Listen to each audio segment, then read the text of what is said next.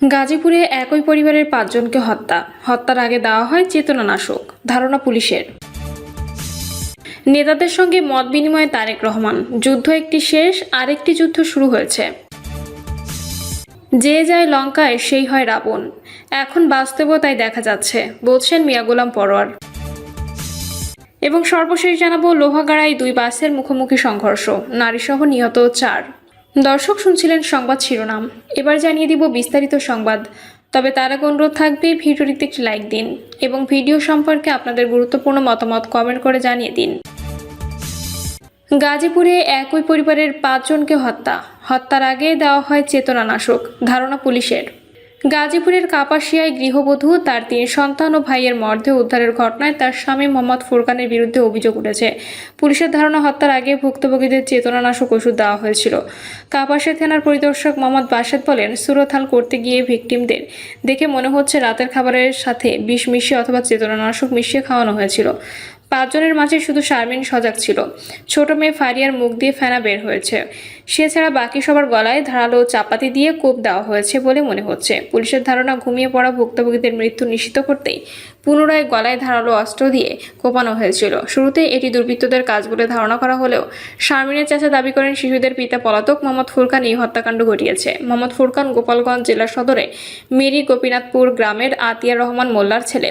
শারমিনের চাচা উজ্জ্বল মোল্লা জানান, গত শুক্রবার দিবাগত রাত ১টার দিকে ফুরকান রাজধানীর উত্তর এলাকায় বসবাসরত তার ছোট ভাই মিশকাতকে ফোনে জানায়, আমি বাসায় সবগুলোকে মেরে ফেলেছি, তোরা ওদের লাশ নিয়ে আয়, আমাকে আর খুঁজে পাবি না। বড় দুটি মেয়েকে জবাই করে হত্যা করলে ২ বছরের কন্যা ফারিয়াকে বিষপান করিয়ে হত্যা করা হয়েছে বলে ধারণা করছে পুলিশ। প্রতিবেশী রত্না আক্তার নামে একজন গৃহিণী বলেন, যদি কোনো দোষী স্ত্রীর ওপর ক্ষোভ থাকে তবে স্ত্রীকে মেরে ফেললেও ওই জানোয়ারটা নিজ হাতে এমন নিষ্পাপ মেয়েদেরকে কিভাবে হত্যা করতে পারলো।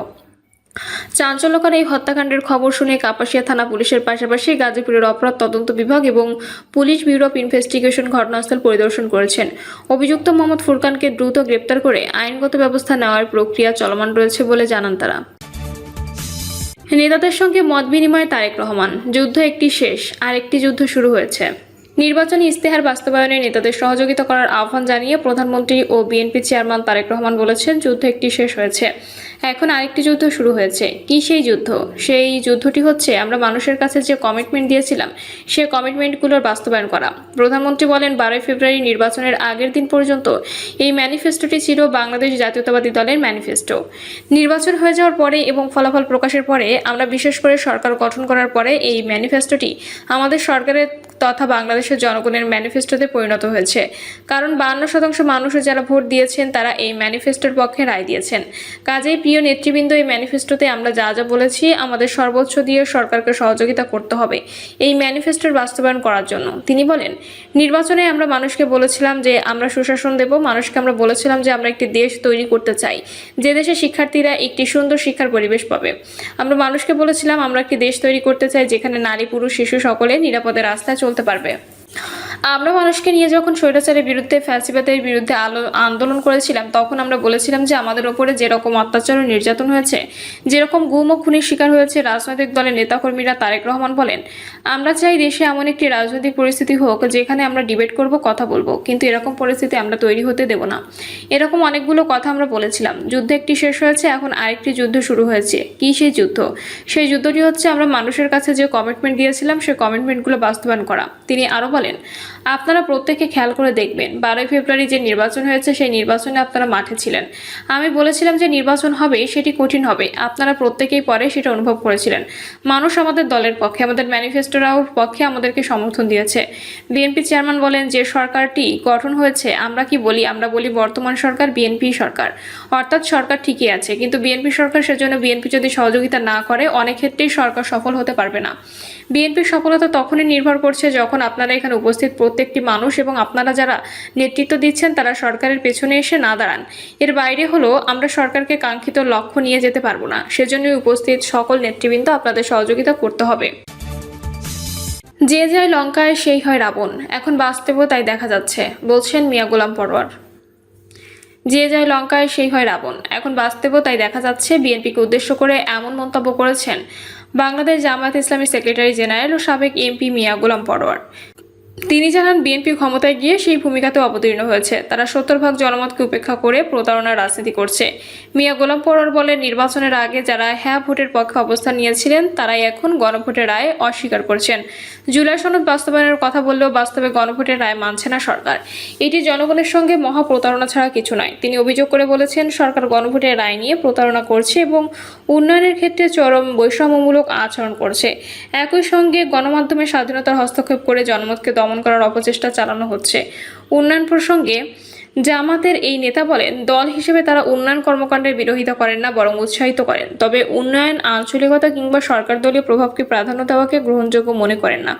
তার অভিযোগ, বিএনপি নির্বাচিত এলাকা হওয়ার কোথাও একসঙ্গে সিটি কর্পোরেশন, নতুন উপজেলা, বিশ্ববিদ্যালয় ও আন্তর্জাতিক বিমানবন্দর স্থাপন করা হচ্ছে, অথচ সার্বিক জাতীয় গুরুত্ব বিবেচনায় এসব উন্নয়ন ভিন্ন ভিন্ন এলাকায় হওয়া উচিত ছিল। সৈয়দপুর বিমানবন্দরকে আন্তর্জাতিক মানে উন্নীত করার দাবি জানিয়ে তিনি বলেন, উত্তরাঞ্চলের আর্থসামাজিক উন্নয়নের জন্য সৈয়দপুর বিমানবন্দর আন্তর্জাতিক করা সবচেয়ে যৌক্তিক ও সময়োপযোগী সিদ্ধান্ত হবে। এটি বৃহত্তর রংপুর ও দিনাজপুর অঞ্চলের দীর্ঘদিনের দাবি। সরকারকে জনদাবি উপেক্ষা না করার আহ্বান জানিয়ে তিনি বলেন, বিএনপি যেভাবে জনস্বার্থের বিষয়ে ব্যাকপাস খেলছে তাতে উল্টো গোল খাওয়ার আশঙ্কা তৈরি হয়েছে। এটি শুধু বিএনপির জন্য নয়, দেশের জন্য ক্ষতিকর হতে পারে। গণমাধ্যম প্রসঙ্গে মিয়া গোলাম পরোয়ার বলেন, ফ্যাসিবাদ বিরোধী আন্দোলনের সময় যারা স্বাধীন সাংবাদিকতার কথা বলেছিল, এখন তারাই বিভিন্ন গণমাধ্যম নিয়ন্ত্রণে নেওয়া, সাংবাদিকদের চাকরিচ্যুত ও হয়রানির মতো কর্মকাণ্ডে জড়িত। বিশেষ করে সরকারের সমালোচনাকারী সাংবাদিকদের টার্গেট করা হচ্ছে বলেও অভিযোগ করেন তিনি। লোহাগাড়ায় 2 বাসের মুখোমুখি সংঘর্ষ, নারীসহ নিহত 4। চট্টগ্রামের লোহাগাড়া উপজেলার চুন্তি এলাকায় মার্চা পরিবহনের 2টি যাত্রীবাহী বাসের মুখোমুখি সংঘর্ষে এক নারীসহ 4 জন নিহত হয়েছেন।